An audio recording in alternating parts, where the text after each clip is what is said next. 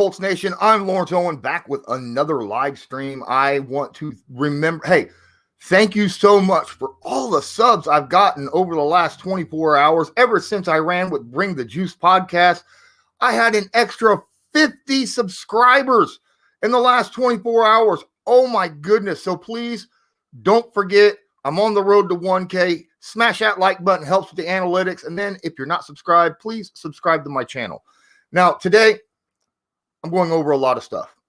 There's a lot of stuff that I want to go over, mainly because I realize free agency is coming around the corner, and a lot of people want to really address the cornerback situation, the left tackle situation, the wide receiver situation. I get that. I understand. Those are all important aspects to an NFL team. But let's think about things a little bit. So the Indianapolis Colts had a top 10 defense last year. One of the main reasons is because Matt Eberflus, the schemes that he runs, the players that he had. I mean, we had good corners. We had good defensive line. We had good safety. I mean, we were set all across the board defensively. And through the first 6-7 weeks of the year last year, this defense was holding down the fort for the Colts. They had the number one defense in the NFL, right? And that was one of the reasons why the Colts, started off the season so darn well, was because this defense was there. Now, problem is, everybody knows Matt Eberflus runs a zone-heavy scheme. Whether it's a cover 2, cover 3, situations of that nature, he runs a lot of cover. And in order for cover 2 to work, you have to have a pass rush. And I'm not talking about sending extra blitzers like Pittsburgh and San Francisco and Buffalo and teams like that. I mean, you need to get home with your front four. Now, the Colts, they're keeping their 2 starting defensive tackles this season. Obviously, DeForest Buckner, who played, in my opinion, at an all-pro level, right? And then Grover Stewart, who really showed up the last couple seasons. And, he's gotten that extension this past year for 3 years. But our starting defensive ends are gone. Or at least currently, they're free agents. Justin Houston, Danico Autry accounting for 19 sacks. Right? Ton of pressures and the ability to really hold the fort down when it comes to the run, holding the edge. Pass rush is so important for a zone scheme. Why? Because, quite frankly, the zone is about being able to keep an eye on the quarterback.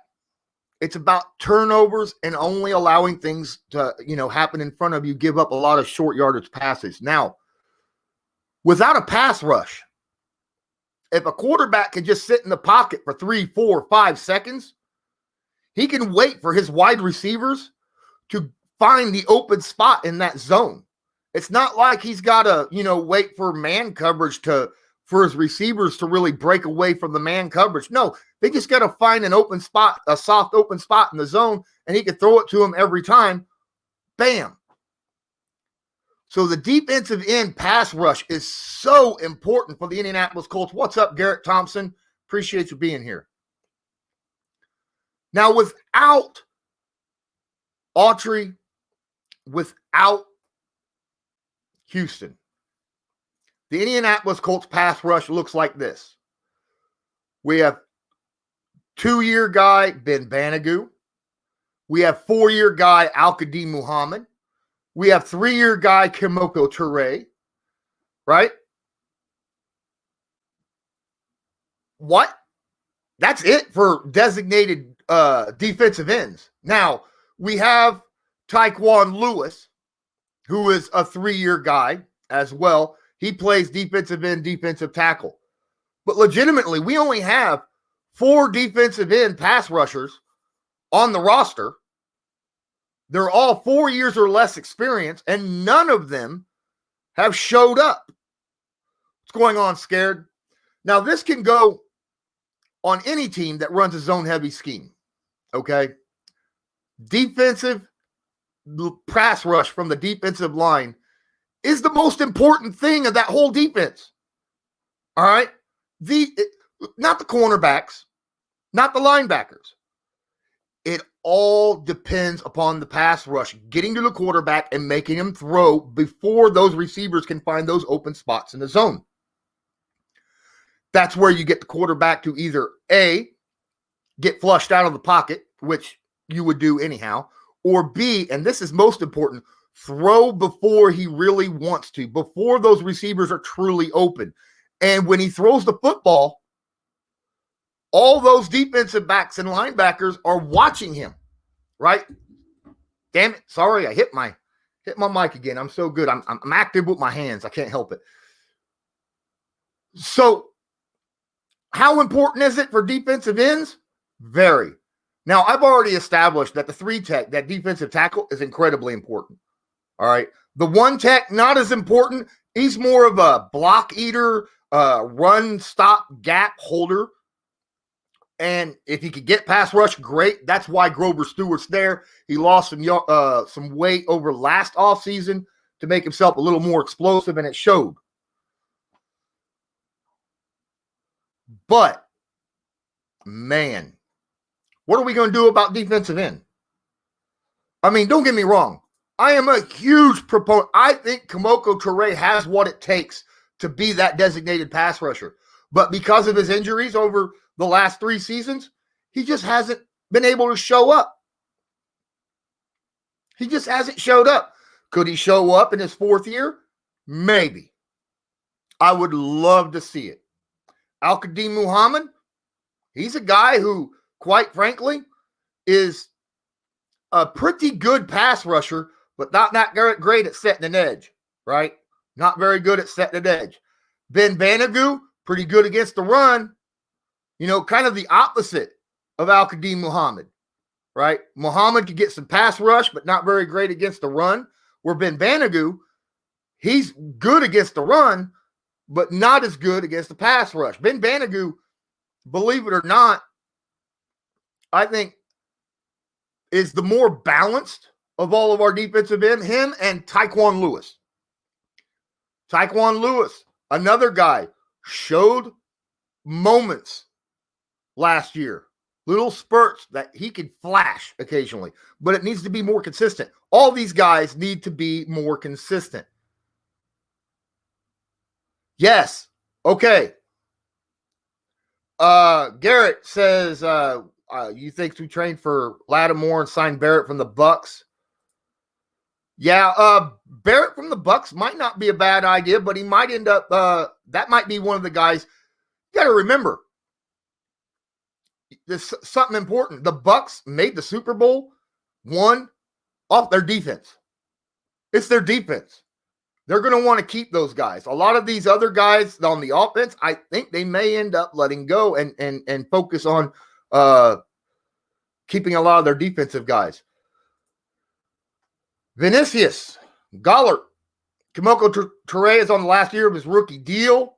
Hopefully with a better ankle, healthier ankle, it's make or break. And I fully 100% agree. This is that make or break for Kemoko Turay. Okay? Without any question. It is a make or break for Kemoko Turay this year. If he does not flash this season, stay healthy, flash, and get good pressure on quarterbacks, I don't see him being around next year. As much as I love the kid, as much as I love him, you got to move on from guys who aren't producing. There's a reason why Malik Hooker right now is a free agent. All right? Why he didn't have his 5th-year option.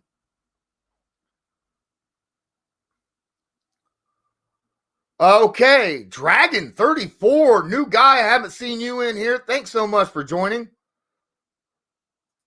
Now, you're talking offensively. I'm trying to focus on defense, but honestly, I would love Curtis Samuel. Hey, there's I was just told Terrell Williams on the Raiders was just released after 2 years of his 4-year deal. Terrell Williams, a guy a lot of people really thought about, though, for the Colts 2 years ago before the Raiders signed him up. He might be cheap to sign because he had a torn labrum last year.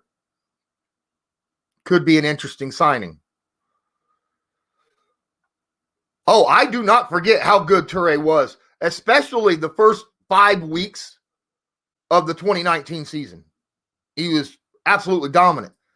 But it seems like that broken ankle in offseason really, that broken ankle that he suffered at the end of the Kansas City game really hurt him because it took him over a year to get back.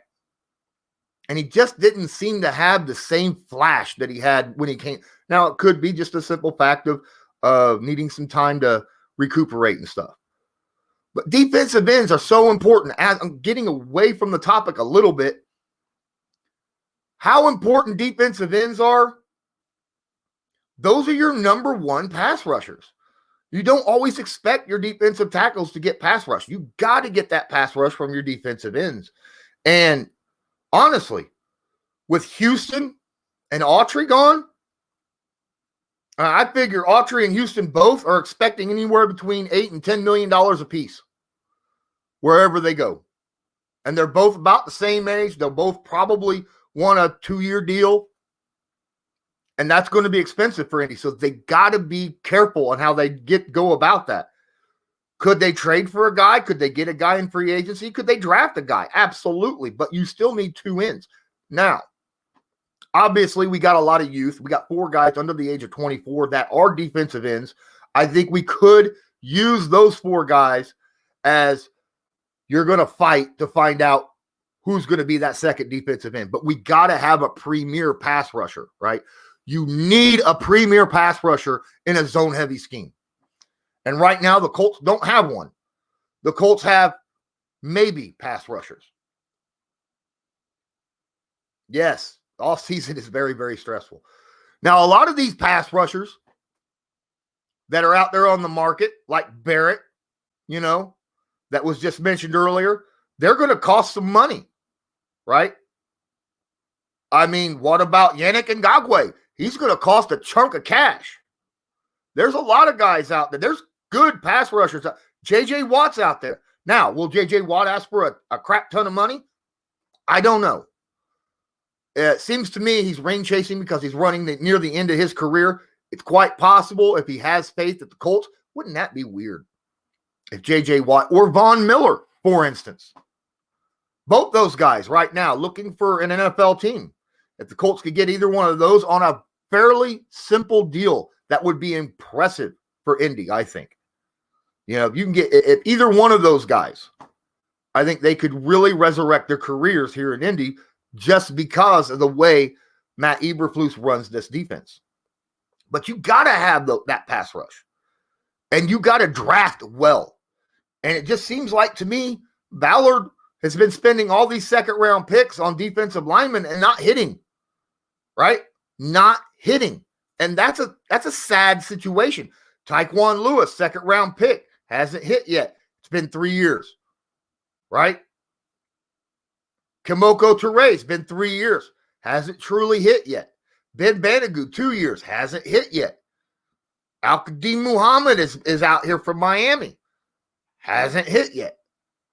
He may need to really use free agency this year, or if he feels there is a premier pass rusher that falls to 21 in the draft, use it.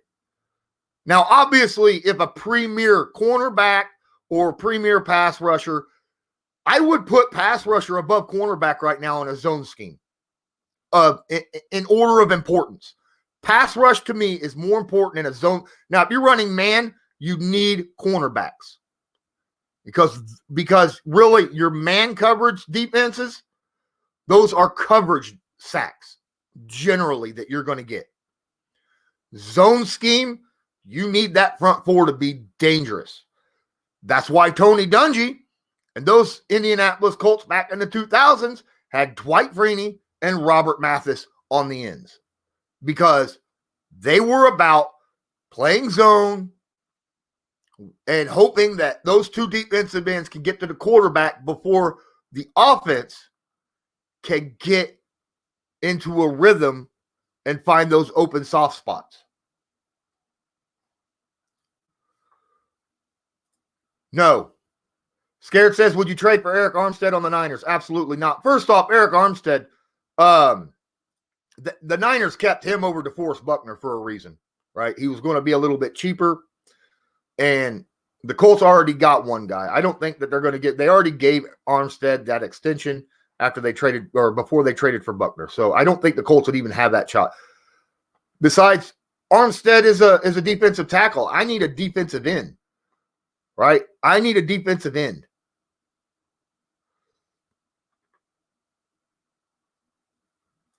You don't know about Von Miller from what he did? Yeah, I get it. But off the field, on the field, we'll see.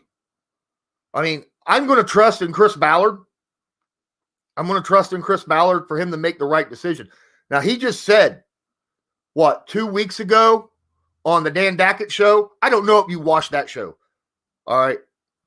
A lot of you don't like Dan Dackett. I get it. I understand. All right. I find some of his takes a little bit out there as well. But his interview with Chris Ballard was eye-opening. Eye-opening. Dan asked him straight up, hey, is this locker room ready for a player with serious problems? And Ballard said, absolutely. Now, did he just cash that chip in with Carson Wentz? Good possibility. Good possibility. Is there room for another guy like that? I don't know. But I'm going to trust Ballard into knowing what's good and what's not. I agree, Brian. We do need new bookends. And scared, that is the funniest thing I have seen all day. Thank you so much. I laughed a whole lot inside trying to keep my focus when I saw this. Heck yes, I would love that. Every team in the NFL wants Aaron Donald or an Aaron Donald type player. But there's just no way. The Rams will get rid of Ramsey before they got rid of Aaron Donald. Okay? We all know this. Yeah, I get it, Brian. I understand. A lot of you aren't very keen. But like I said, I'm going to trust Ballard. Right now, I have to trust Ballard until he shows me that I shouldn't. And for the last 4 years, he's been the man. The man. And we know it. All right, well, I need a drink. Oh, I'm yelling, screaming.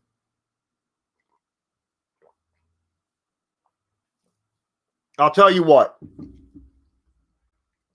If the draft comes up and you got a premier, if he sits in the draft and I was Ballard and I saw a cornerback, a wide receiver, a left tackle, and a pass rusher sitting there at 21, and I feel all four of them are just as dangerous as at their position as the other three, I'd pick the pass rusher. I would pick that defensive end right now.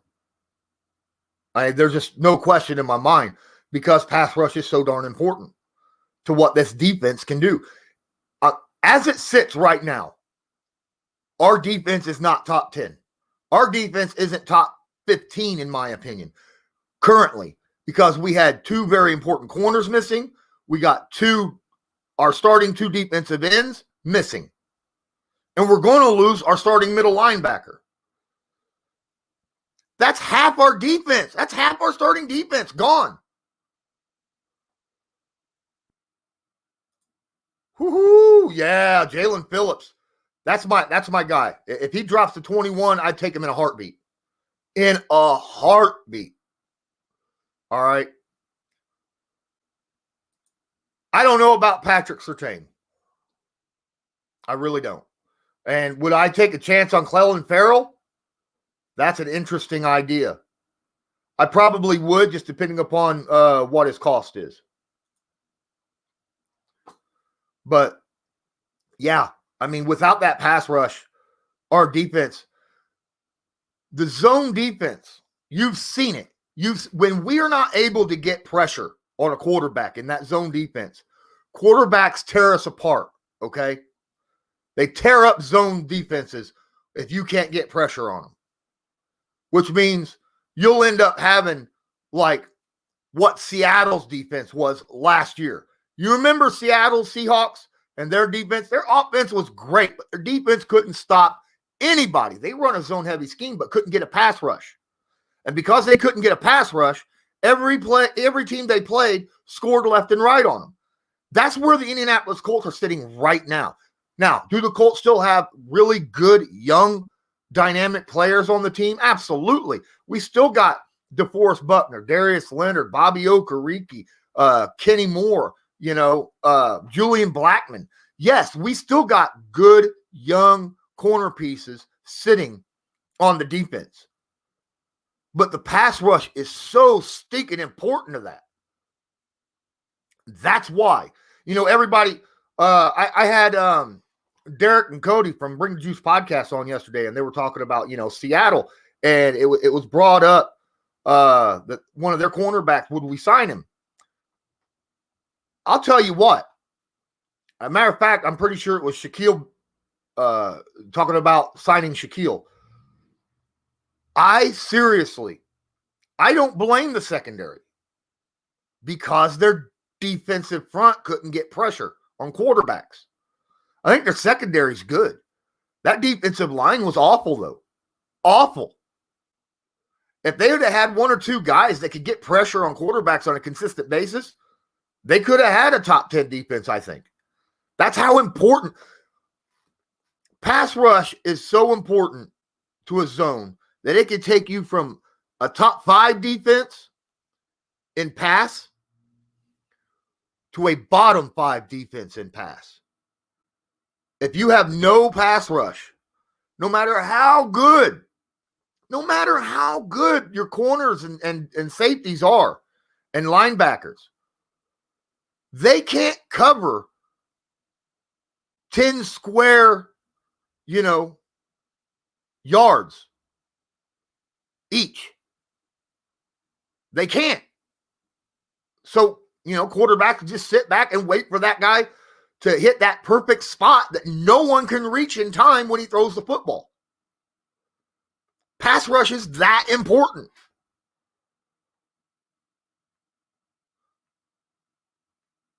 Just saying.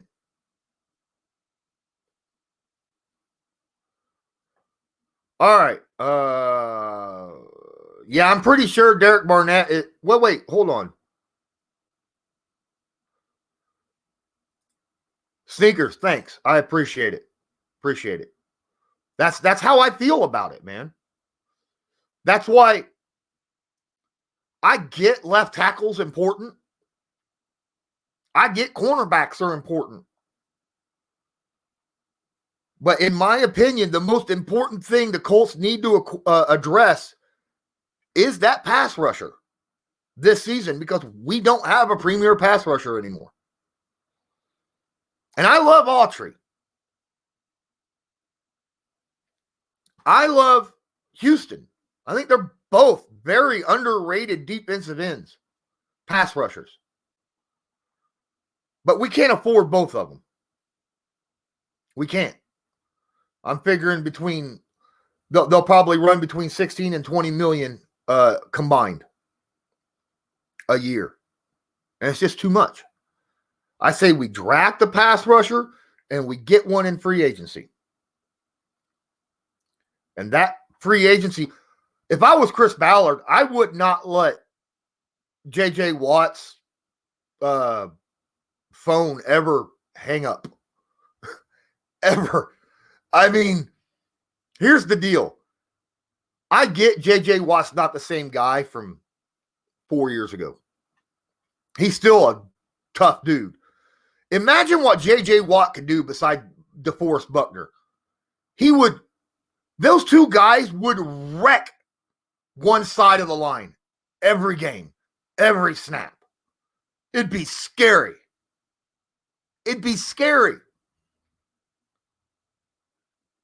And then if you draft one to go on top, because I don't think, JJ's not going to want $15 million a year. He understands he's at the end of his contract or into his closing in on the end of his career. And then if you draft a guy Draft a guy with the first pick. If there's one there that you feel is a premier pass rusher. That way, you got guys like Buckner and let's say you sign Watt to kind of groom him for a year into that guy who could take over that starting spot over there on the left defensive end. And then you're set for the next 5 years because you used your first round pick on him. So you got 5th year option. If he works out, you'll have 5 years where you won't have to pay one of the most pricey positions in the NFL, right? Premier pass rushers, they run $20 to $25 million a year. You draft a good one early, you got 5 years where you don't have to pay that guy like chunk money.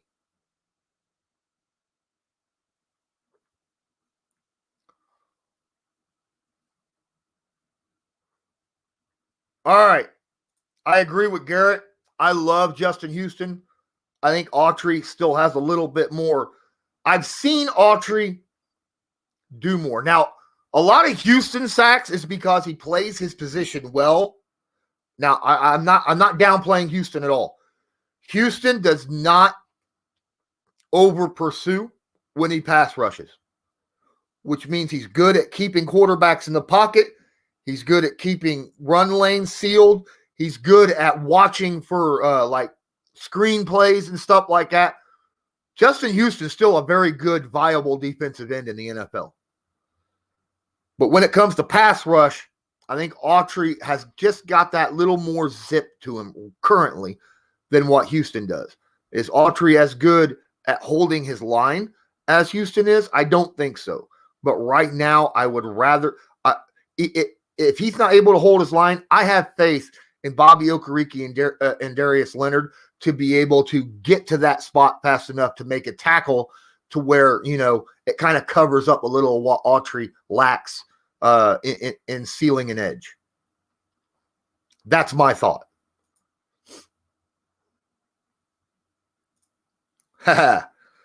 Interesting, Dragon. Very interesting.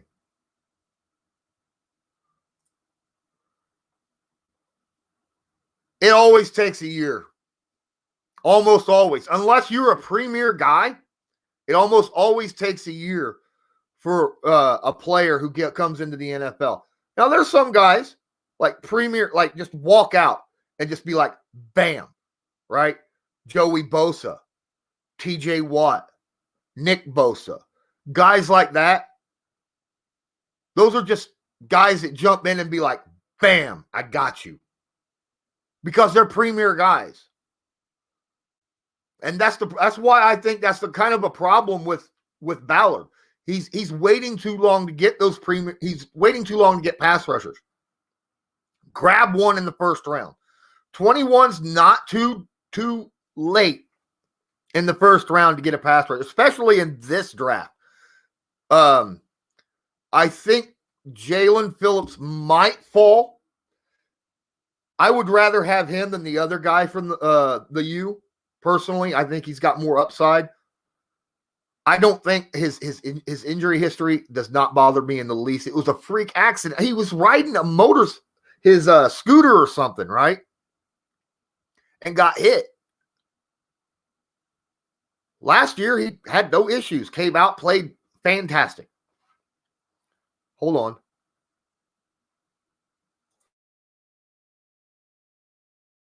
It's sinuses, guys. Oh, you ever have that problem where your sinuses are like, bam, and you got to sneeze, but then you can't? It's awful. Awful. Awful feeling. All right. No. No. Let's not make Darius an edge, Garrett Thomas. Because Darius is so good in coverage, right? He's that guy that can lock down the middle of the field in zone scheme. He's so quick and athletic that he's so good at coverage in the zone scheme. It's so important in that part. I'm fine with blitzing him here and there, but I don't want him to be that edge consistently going after the quarterback. I don't think he's got the body size for it anyhow. I mean, he's only 220. He's a linebacker who plays at 220. He's a glorified safety, but a damn good one, right? I know. I get it. I get it.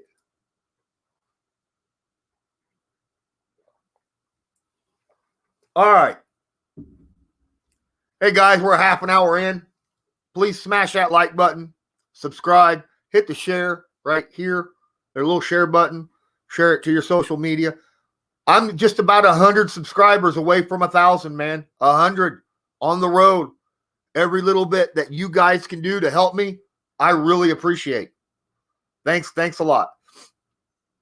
So, I mean, you can see where these zone-heavy teams, when their pass rush starts hurting, right?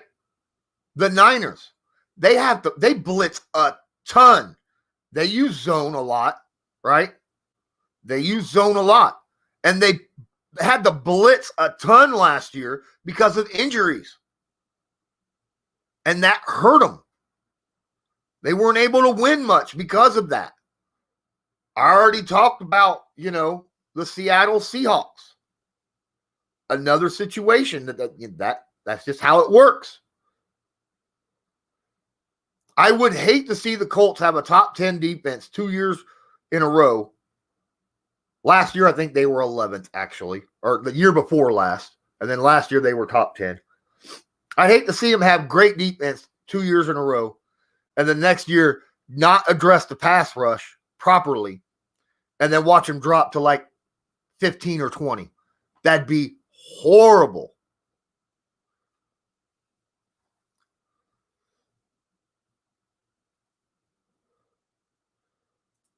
Interesting question.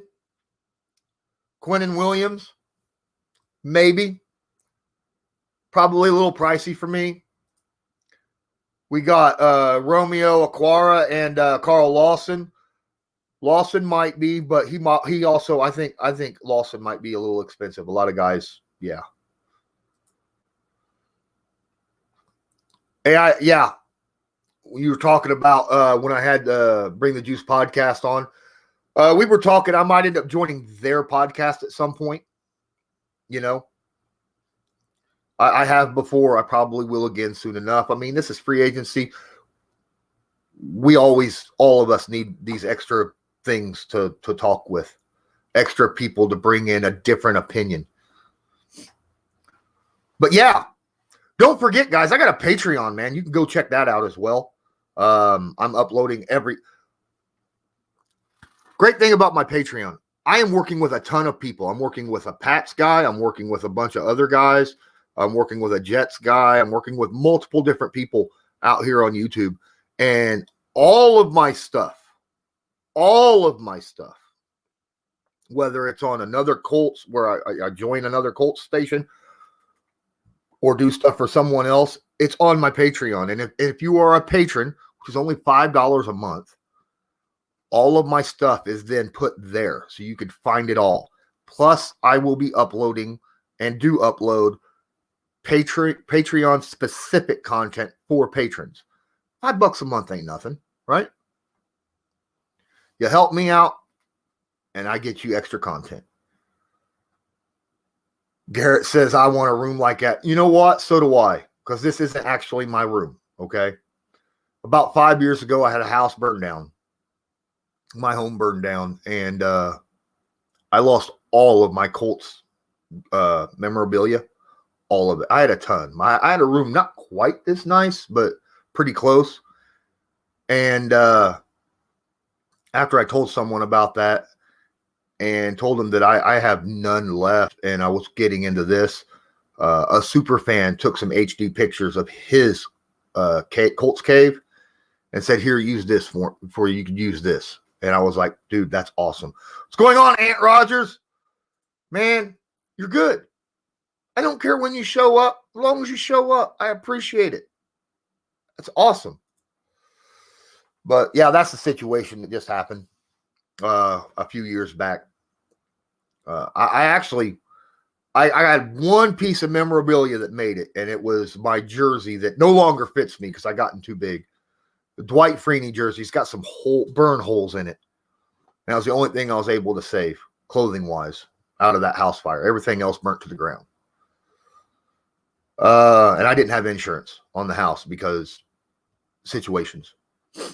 But let's get back to the topic at hand, okay? I think Ngogwe will probably cost about $15 million a year, and I think Ngogwe would be one of those guys that would be a good addition. I think he would do really well beside DeForest Buckner as well.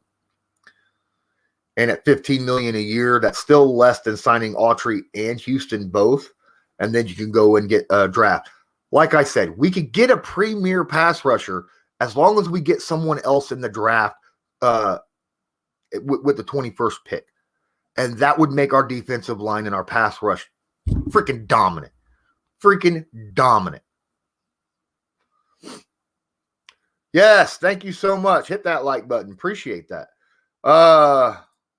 Do I think Ballard is staying at 20? This is all you can Colts. Good. Welcome to the stream. Don't forget, hit that like button. Subscribe if you're not subscribed. He says, do you think Ballard is staying at 21 or moving back in the draft? It's hard to put a finger on what he might do this year.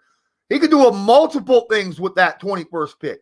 He could use it like he did last year and trade for a guy, a premier guy, that he feels that he's having issues getting in the draft, right? Like a defensive end pass rusher or a cornerback. I've already brought up one trade that I would absolutely love using the 21st pick. I think the Saints would absolutely take the 21st pick for Marshawn Lattimore. And then, of course, we'd have to sign him to an extension, but still would love it. I think that if there's a premier guy in a position of need, like left tackle, defensive end, or cornerback, there in the draft, I think he'll use it. But if there isn't, if all those guys that he needs are gone or isn't what he believes is worth, because the man will not overpay for a guy. He will not overpay for him. He's already expressed this multiple times. If it's not worth it on his big board, he won't use it. So if that situation happens and there's someone there that you think is worthy of that 21, but he doesn't, don't get mad because he trades back. But in my opinion, if there's someone there with a really high ceiling, he needs to grab him. Especially defensive end because of how important it is on the defense. It's all good, man. It's all good. Thanks though. And it says, I think unless there is a player who is a can't miss, then they'll probably trade back. It's a good possibility. But there's a few guys in this draft. That are, in my opinion, pretty can't miss, especially if they play beside someone already studded. And when it comes to a pass rusher or left tackle, whoever we pick, whether either side of the ball, they're playing beside an all-pro caliber player, right? If we get a defensive end, they're playing beside DeForest Buckner. If we get a left tackle, they're playing beside Quentin Nelson. So those are two guys that could really help out. So that's something we got to remember as well. That is something that you got to remember as well. That they'll, no matter who we get, if they're on the line, they're going to have help. Hey, I appreciate help me get the 1K. Like I said, I'm only like 100 shy, 100 of 1K subscribers. So.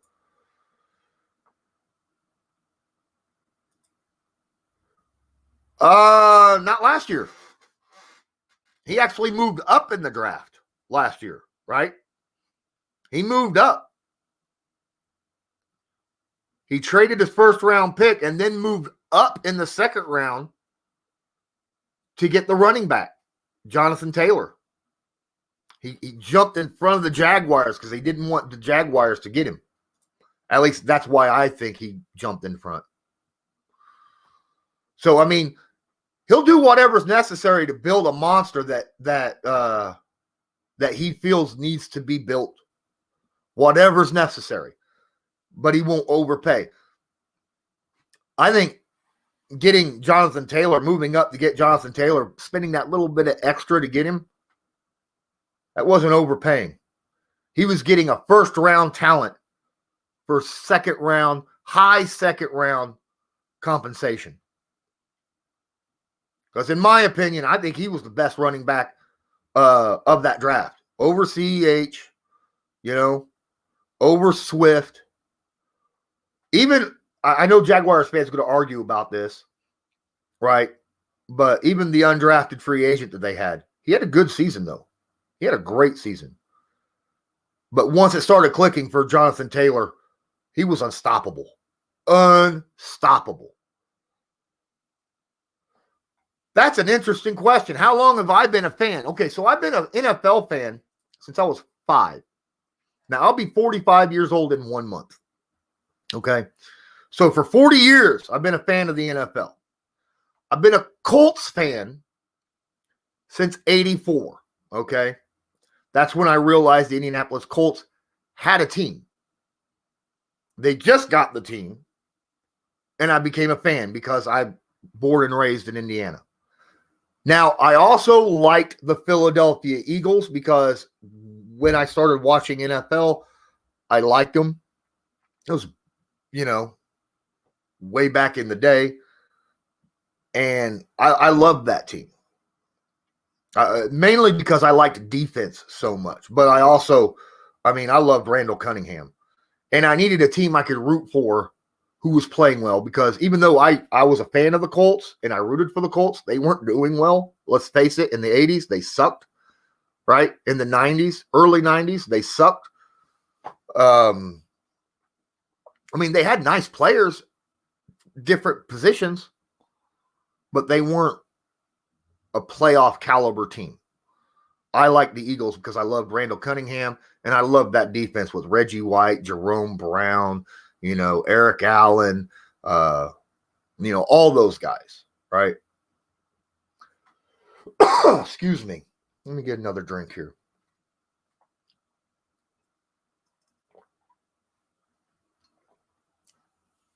So, yeah, I think the Colts will probably get somewhat of a premier pass rusher this year.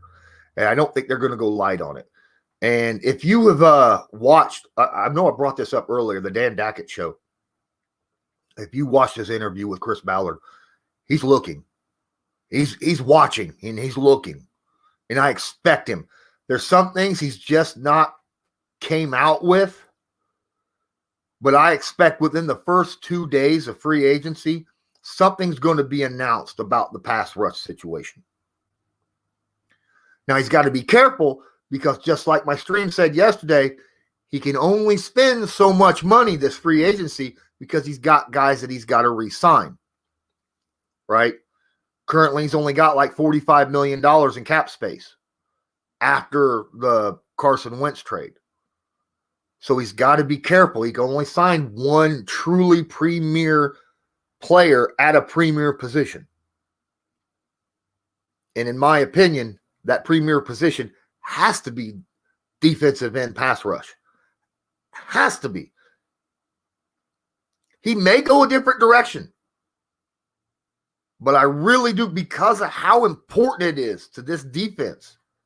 Has to be. That's the most logical place to go, especially with his deficiencies in the draft. Garrett says that I live in Tennessee and everyone is like, why are you a Colts fan? Dude, they're everywhere. You guys are everywhere, and we love you. We love you. All right? There's Colts fans in England. There's Colts fans, in Germany, Australia, Mexico, Puerto Rico. I know a bunch of Colts fans from all over. There's Colts fans in California. As a matter of fact, I have a Naheem Hines hoodie. Remember the Hines over heel shirt that old girl was wearing, Kay Adams? He went out and bought it for me because I happened to say I liked it, but I couldn't afford it right now. I'd get it when I got money later. And this fan that follows me from California went out and bought it for me and sent it to me. What an awesome dude. So there's Colts fans everywhere. Doesn't matter how far you are, we're all a family.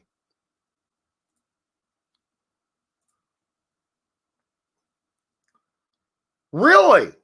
Against the Chargers? Was that the same year that Harbaugh also, we was like one catch away through that Hail Mary against Pittsburgh and it was dropped in the end zone? Where Harbaugh did that? I think that was the same year. That sucks. But that's a good year to become a fan because that's about when, when Jim Harbaugh was there, right? Yeah. Because the Colts were good with Harbaugh. That's when everything started to change a little bit for Indianapolis. Everyone says it was Peyton Manning. Harbaugh started the change. Peyton Manning cemented the change. At least that's how I see it. Will a rookie left tackle play all the snaps? That's an interesting question. It's possible. It is possible. But, again, Chris Ballard said Braden Smith could go to left tackle. And if they grab another tackle, maybe they drop him at right tackle. He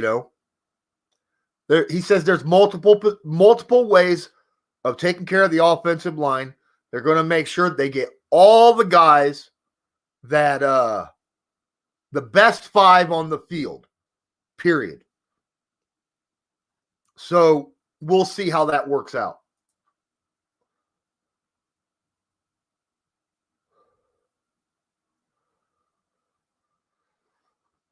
All right, guys.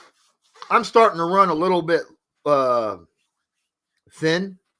So if you have any questions, feel free, drop them in the chat or any comments, something that you want me to comment on. Feel free to do that. Again, I'm here. Please smash that like button, hit subscribe so that and hit the notification bell so that you're notified next time I go live, and check out my Patreon. Obviously, click that share button down there. Share it to your favorite social media, whether it be Twitter, Instagram, Facebook, whatever. Garrett says he thinks that Braden would be good at that position, at left tackle. He probably would be. At least if we draft a tackle, I could see that happening at least at first, right? Or maybe Quentin Nelson going over there and Braden Smith going to the guard or something like that until that tackle gets acquainted with the speed of the NFL, because we all know what these pass rushers in the NFL do. I mean, they're a different level than college.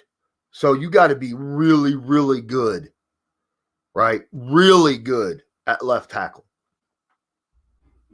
So we'll see. We'll see. It'd be great to see, though.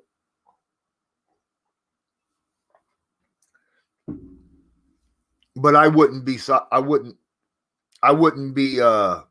upset if we went and got JJ or Yannick or someone like that, a guy that obviously would bring some serious pressure off the edge. How do I? Here's Ant Rogers' question: how do I feel about Marvell Tell? Is he a contender to start? Yes, I think he's a contender to start. But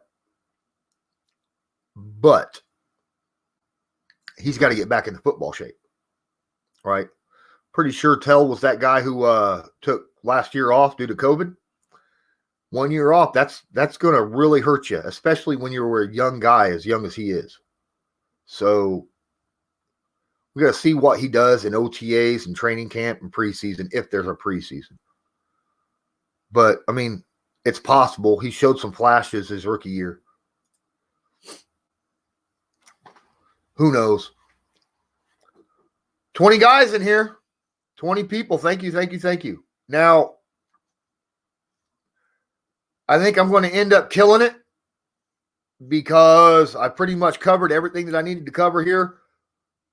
And I will be back tomorrow, like I have been every day. I want to thank everybody who was here. And the next time I see you, until next time, I'm Lawrence Owen. This is Colts Law. And hold on. If you were a betting man, would you bet $100 that Ballard is drafting offense or defense with his first pick? All you can, coach. I would say defense, because that's where we need. I don't think we need wide receivers as bad as what a lot of Colts fans do. And Ballard specifically said he don't think we need it as bad as what other people. He has faith in what we have. Now, he says, could we use extra weapons? Absolutely. But it's not a need. And he don't feel it's a need. Defense is, we have so many holes in the starting positions of defense that I think the first pick will go there. Unless a very serious left tackle shows up and drops. Hey, Chris. You almost missed it all. I'm actually leaving right now. Yes, I will be going live tomorrow. 5 o'clock, like I generally do. What's the problem with Banagoo? Is it effort with him? It used to be. I don't think it's effort anymore. I think it's just trying to get down with the scheme. I have to go because I haven't eaten yet today, guys. And I got some acid reflux from all this darn coffee I've been drinking while sitting here talking to you guys. I've been here for over 50 minutes. So until next time, until tomorrow, 5 p.m., I don't know what the subject will be, but I'm sure I'll figure something out. Maybe I'll have a guest. Maybe I won't. We'll see what happens. Have a good one.